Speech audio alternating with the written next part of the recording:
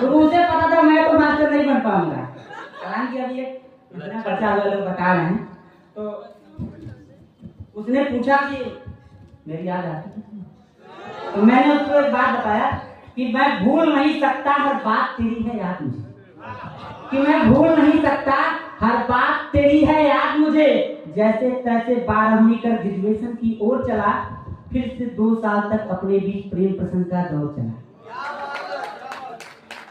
पढ़ता था विज्ञान किंतु रूप में तेरे भटक गया, पढ़ता था विज्ञान किंतु रूप में तेरे भटक गया। वही हुआ परिणाम, इस बार भी फिर से मैं लटक गया। इंजीनियर बनने का सपना मेरा चकनाचूर हुआ, इंजीनियर बनने का सपना मेरा चकनाचूर हुआ। तेरे ही कारण मैं बीए करने को मजबूर हुआ। मैंने उसको बताया कि तेरे कारण ही मैं बीए करने को मजबूर हुआ। जब जब तेरे साथ रहा, हाँ पक पक पर मैं चला गया, कि जब जब तेरे साथ रहा, हाँ पक पक पर मैं चला गया। हाँ छात्र विज्ञान का था, इतिहास भूगोल में चला गया।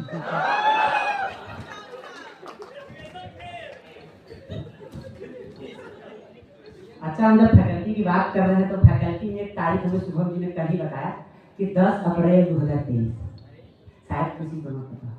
शुभम जी ने विजय की मदद की थी, तो विजय ने बताया कि 10 अप्रैल 2023 को यहाँ पर हम लोगों का फर्स्ट सेमेस्टर का एग्जाम हुआ। तो विजय जी ने उस दिन मुझे फोन किया था, कहा अरे फैकल्टी में आइए, सुबह सुबह ही आइए, आज बसंत आया है फैकल्टी में। तो मैं समझ में आ रहा है कौन सा बसंत आया है। हम आए तो हमको पता चला बसंता वाली आई है।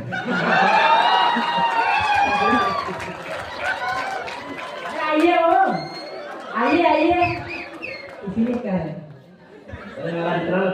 3 सेमेस्टर बिताने के बाद मुझे इतना समझ में आ गया, हमारे सम्मानित प्रोफेसर महोदय यहाँ पर उपस्थित है, इस बात को सिर्फ हास्य के रूप में लीजिएगा। 3 सेमेस्टर के बाद मुझे इतना रियलाइज हो गया कि यदि आपको बीएड जो कर रहे हैं, आपको लगता है कोई 2 साल का बीएड जो नहीं करना है, आपको लगता है कि बहुत तेज है, जिंदगी में बहुत ऊंचाइयों पे जाएगा, आप उससे कुछ मत कहिए।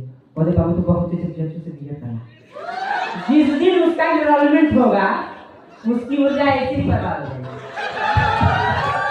गलत दिखाओ, शायरी कविताएं पहले बच्चे पढ़ा करते थे, शायद एजुकेशन छात्रावास में कोई भी ऐसा रूम आपको दिखे जहाँ किताबें हो, कोई रूम ऐसा नहीं है।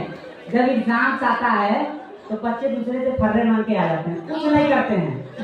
ठीक है, अब इन्होंने कहा कि मैं लेखपाल बन गया हूँ, तो लेखपाल को भी तो सुनाना जरूरी हो गया है कि नहीं? तो नौकरी इसलिए मुझे बुलाया गया, फिर से भेज दिया गया, फिर बुलाया जा रहा है। मुझे नहीं समझ में आ रहा है कि नौकरी करवाना चाहते हैं कि बीएड करवाना चाहते हैं।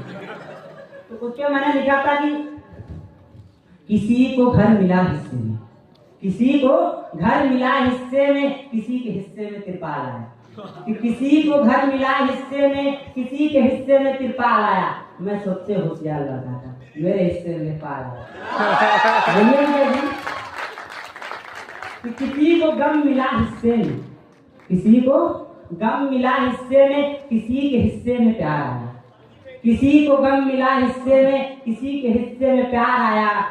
मैं लेखपाल का अभ्यर्थी था, मेरे हिस्से में सिर्फ इंतजार है, ज्वाइनिंग करा के भेज दिया है। ठीक है, आखिरी चंद लाइनें जो है इस कविता की, मेरी कविता का मूल सार है, दुख आपको तब नहीं होता है जब आपको नहीं बुलाया जाता है, आपके सहपाठियों को बुला लिया जाता है। जैसे देखिए कृष्णा भैया को बुला लिया गया, तो दुख होगा कि नहीं होगा? अब वो आज आके हमको अपना ग्रेड पे बता रहे, तुलना हो 4200 ग्रेड पे, कैसा लगेगा बताइए? वो कह रहा है तो मालिक नौकरी तो लगा, यही था आपको।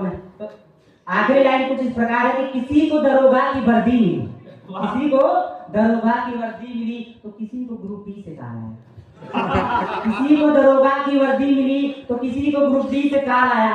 हम सबसे फरमाए, हमारे इससे एक आखिरी शायरी के साथ खत्म करूंगा कि मौत मुकम्मल, कि मौत मुकम्मल मैं डरने वाला नहीं हूँ, कि मौत मुकम्मल मैं डरने वाला नहीं हूँ, जंग जो हक है मैं लड़ने वाला नहीं हूँ, कि मौत मुकम्मल मैं डरने वाला नहीं हूँ, जंग जो हक है मैं लड़ने वाला वही हूँ, जब तक तालियों से न भर दो स्टेडियम, मां कसम मरने वाला नहीं हूँ।